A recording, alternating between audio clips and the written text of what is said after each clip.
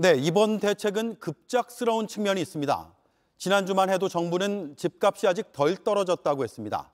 그런데 일주일 만에 집값을 부양하는 정책으로 선회했습니다. 정작 서민들은 이렇게 규제를 풀어도 금리가 워낙 높아 집을 살 수 있을지 모르겠다고 합니다.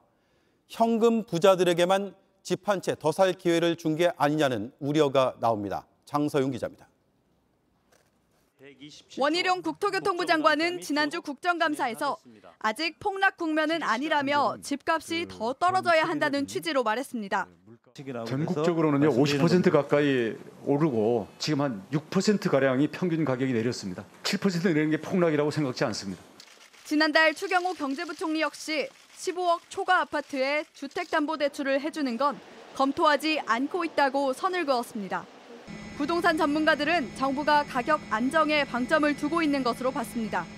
그런데 오늘 김주현 금융위원장은 주택 가격과 상관없이 주택담보대출 비율을 50%까지 허용해주겠다고 말했습니다.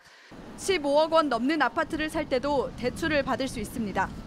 그간 정부의 입장을 바꿔서 집값 부양 모드로 돌아섰다는 분석이 나옵니다. 갑작스런 정책 선회에 시장은 혼란스러워합니다.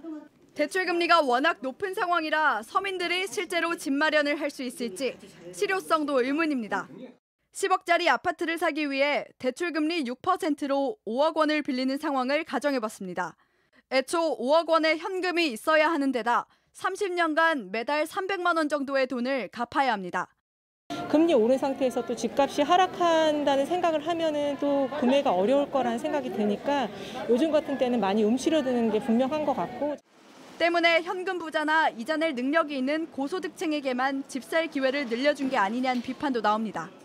현금 있는 고소득층이나 또는 부자들이 이제 새롭게 주택을 살 구매 여력이 생겼을 텐데 정부가 대출 규제까지 풀어준다면 이건 자칫 특혜성 논란을 부추길 우려는 있다.